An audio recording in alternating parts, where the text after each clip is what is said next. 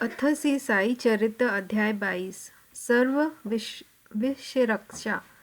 श्री बाला साहेब मिरकर, श्री बापू साहेब बूटी, श्री अमीर शक्कर, श्री हिमाड़ पंत। बाबा के विचार। बाबा की सर्प मारने पर सलाह। प्रस्तावना। श्री साई बाबा का ध्यान कैसे किया जाए। उस सर्वशक्तिमान की प्रकृति अगाध है जिसका वर्णन करने में वेद और सहस्त्रमुखी शेषनाग भी अपने को असमर्थ पाते हैं। भक्तों की रुचि स्वरूप वर्णन से नहीं, उनकी तो दृढ़ धारणा है कि आनंद की प्राप्ति केवल उनके श्री चरणों से ही संभव है। उनके चरण कमलों के ध्यान के अतिरिक्त उन्हें अपने जीवन के सर्वोच्च लक्ष्य की प्राप्ति का अन्य मार्ग विदित ही नहीं। हेमाड़पंत भक्त और ध्यान का जो एक अति सरल मार्ग सुझाते हैं वह यह है। कृष्ण पक्ष के आरंभ होने पर चंद्रकलाएं दिन प्रतिदिन घटती जाती हैं तथा उनका प्रकाश भी क्रमशः क्षीण होता जाता है और अंत में अमावस्या के दिन चंद्रमा के पूर्ण विलीन रहने पर चारों ओर निशा का भयंकर अंधेरा छा जाता है।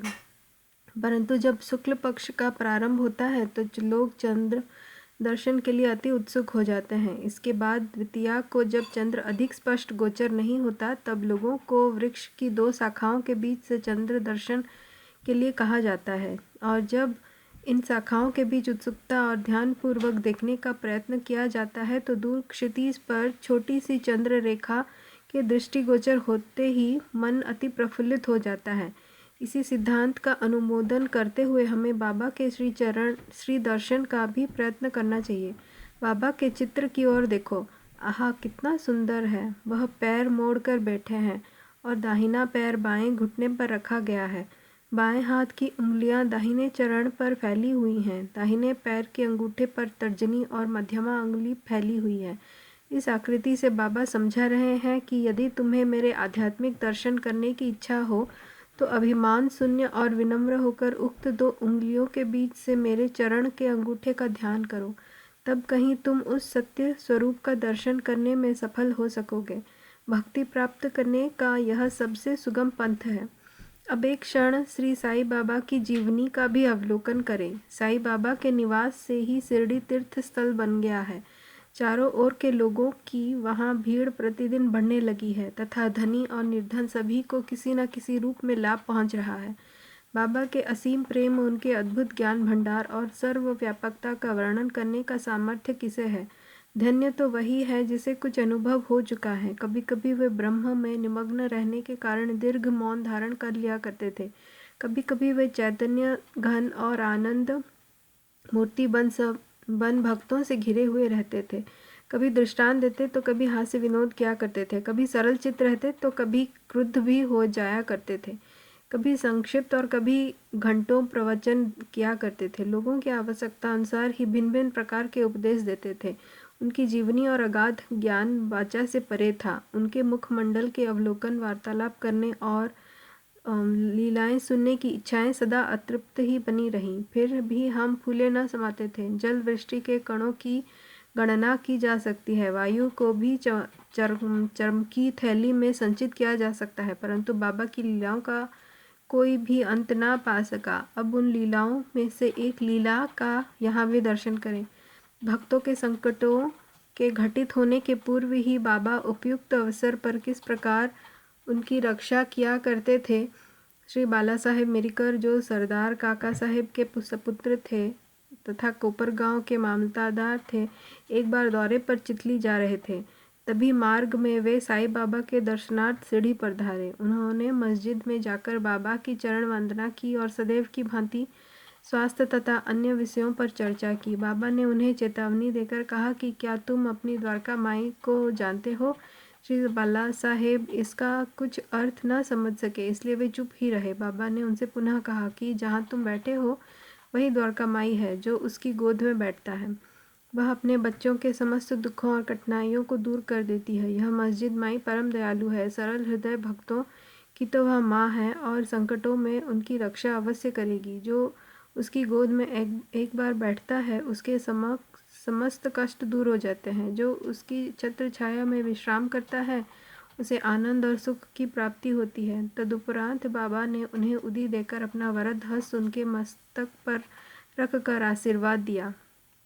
जब श्री बाला साहेब जाने के लिए उठ खड़े हुए तो बाबा बोले कि क्या तुम्हें लंबे बाबा अर्थात सर्प से परिचित हो, और अपनी बाई मुट्ठी बंद कर उसे दाहिने हाथ की कहुनी के पास ले जाकर दाहिने हाथ को सांप के सदृश हिलाकर बोले कि वह अति भयंकर है, परंतु द्वारका माई के लालों का वह कर ही क्या सकता है।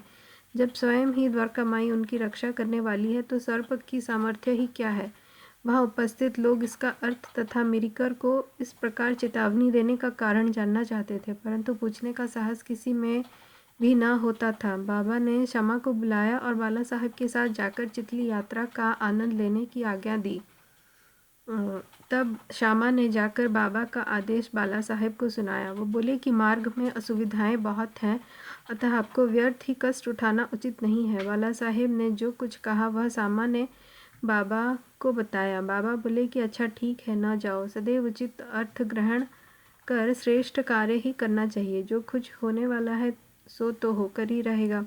बाला साहेब ने पुनः विचार कर श्यामा को अपने साथ चलने के लिए कहा। तब श्यामा पुनः बाबा की आज्ञा प्राप्त कर बाला साहेब के साथ तांगे में रवाना हो गए। वे 9 बजे चितली पहुँचे और मारुति मंदिर में जाकर ठहरे। ऑफिस के कर्मचारीगण अभी नहीं आए थे, इस कारण वे वहाँ की चर्चाएं करने लगे। बाला साहेब दैनिक पत्र पढ़ते हुए चटाई पर शांतिपूर्वक बैठे थे।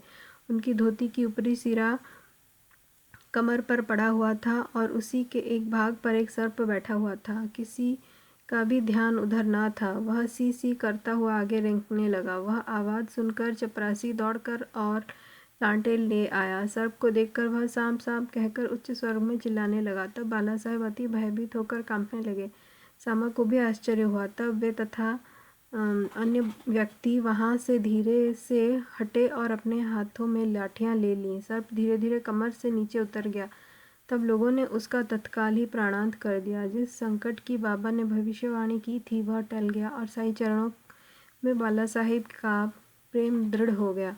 बापू साहेब बूटी। एक दिन महान ज्योतिषी श्री नाना साहेब डेंगले ने बापू साहेब बूटी से, जो उस समय शिरडी में ही थे, कहा, आज का दिन तुम्हारे लिए अत्यंत अशुभ है और तुम्हारे जीवन को भयप्रद है। यह सुनकर बापू साहेब बड़े अधीर हो उठे। जब सदैव की भांति वे बाबा के दर्शन करने गए तो वे बोले कि ये नाना क्या कहते हैं। वे तुम्हारी मृत्यु की भविष्यवाणी कर रहे हैं, परंतु तुम्हें भयभीत होने की किंचित मात्र भी आवश्यकता नहीं है। इनसे दृढ़तापूर्वक कह दो कि अच्छा देखें काल मेरा किस भांति अपहरण करता है। जब संध्या समय बापू अपने शौच गृह में गए तो वहाँ उन्हें एक सर्प दिखाई दिया। उनके नौकर ने भी सर्प को देख लिया और उसे मारने का एक पत्थर उठाया। बापू साहेब ने एक लंबी लकड़ी मंगवाई, परंतु लकड़ी आने से पूर्व ही वह सांप दूरी पर रेंगता हुआ दिखाई दिया और तुरंत ही दृष्टि से ओझल हो गया। बापू साहेब को बाबा के अभयपूर्ण वचनों का स्मरण हुआ और बड़ा ही हर्ष हुआ। अमीर शक्कर कोरले गांव के निवासी था, जो कोपर गांव तालुके में है। वह जाति का कसाई था और बांद्रा में दलाली का धंधा किया करता था। वह प्रसिद्ध व्यक्तियों में से एक था। एक बार वह गठिया रोग से अधिक कष्ट पा रहा था। जब उसे खुदा की स्मृति आई तब काम धंधा छोड़कर वह शिरडी आया और बाबा से रोग निवृत्ति की प्रार्थना करने लगा। तब बाबा ने उसे चावड़ी में रहने की आज्ञा दे दी। चावड़ी उस समय एक अस्वस्थकारक स्थान होने के कारण इस प्रकार के रोगियों के लिए सर्वथा ही अयोग्य था। गांव का अन्य कोई भी स्थान उसके लिए उत्तम होता, परंतु बाबा के शब्द तो निर्णयात्मक तथा मुख्य औषधि स्वरूप थे।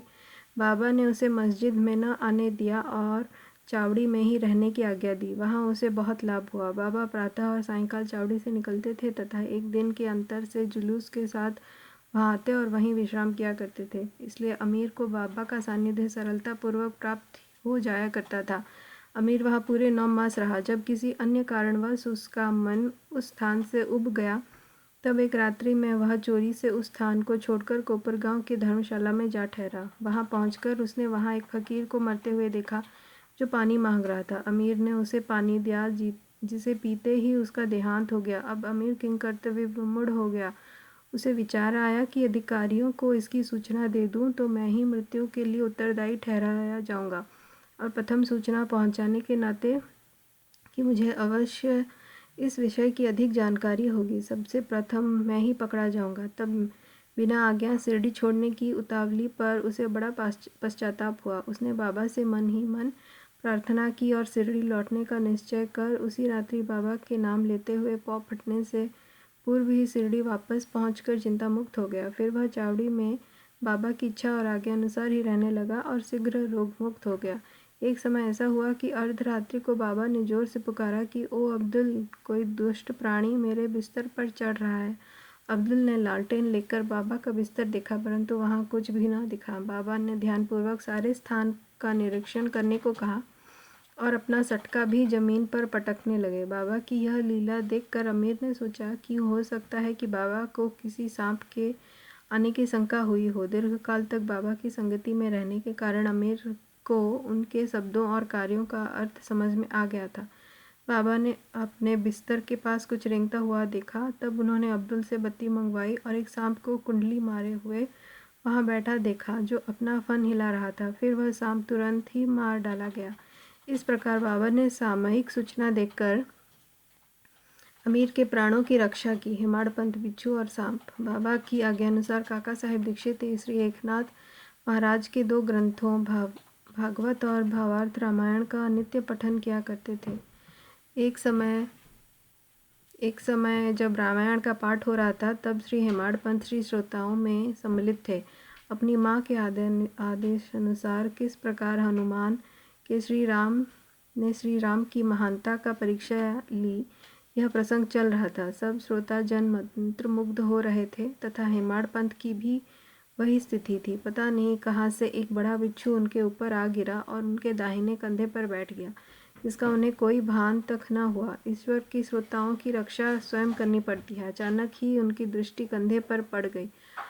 उन्होंने उस बिच्छू को देख लिया। वह मृत प्राय सा प्रतीत हो रहा था, मानो वह भी कथा के आनंद में तल्लीन हो। हरी इच्छा जानकर उन्होंने श्रोताओं में बिना विघ्न डाले उसे अपनी धोती के दोनों सिरे मिलाकर उसमें लपेट लिया और दूर ले जाकर बगीचे में छोड़ दिया। एक अन्य अवसर पर संध्या समय काका साहेब वाड़े के ऊपरी खंड में बैठे हुए थे। तभी एक सांप खिड़की की चौखट के एक छिद्र में से भीतर घुस आया और कुंडली मारकर बैठ गया। बत्ती लाने पर पहले तो वह थोड़ा चमका, फिर वहीं चुपचाप बैठा रहा और अपना फन हिलाने लगा। बहुत से लोग छड़ी और डंडा लेकर वहां दौड़े, परंतु वहां एक ऐसे सुरक्षित स्थान पर बैठा था जहां उस पर किसी के प्रहार की कोई भी असर न पड़ता था। लोगों का शोर सुनकर वह शीघ्र ही उस छिद्र में से अदृश्य हो गया। तब कहीं सब लोगों की जान में जान आई। बाबा के विचार। एक भक्त मुक्तराम कहने लगा कि चलो अच्छा ही हुआ जो एक जीव बेचारा बच गया। श्री हेमाडपंत ने उसकी अवहेलना कर कहा कि सांप को मारना ही उचित है। इस कारण इस विषय पर वाद विवाद होने लगा। एक का मत था कि सांप तथा उसके सदृश जंतुओं को मार डालना ही उचित है, किंतु दूसरे को इसके विपरीत मत था। रात्रि अधिक हो जाने के कारण किसी निष्कर्ष पर पहुंचे बिना ही उन्हें विवाद स्थगित करना पड़ा। दूसरे दिन यह प्रश्न बाबा के सामने लाया गया। तब बाबा निर्णयात्मक वचन बोले कि सब जीवों में और समस्त प्राणियों में ईश्वर का निवास है, चाहे वह सांप हो या बिच्छू। वे ही इस विश्व के नियंत्रण करता है और सभी प्राणी सांप, बिच्छू इत्यादि उनकी आज्ञा का ही पालन किया करते हैं। उनकी इच्छा के बिना कोई भी दूसरों की हानि नहीं पहुंचा सकता। समस्त विश्व उनके अधीन है तथा स्वतंत्र कोई भी नहीं है। इसलिए हमें सब प्राणियों से दया और स्नेह करना चाहिए। संघर्ष एवं वैमनस्य या संहार करना छोड़ कर शांति चित्त से जीवन व्यतीत करना चाहिए। ईश्वर सबका ही रक्षक है। श्री सद्गुरु साईनाथ अर्पणमस्तु। शुभम भवतु। साई राम।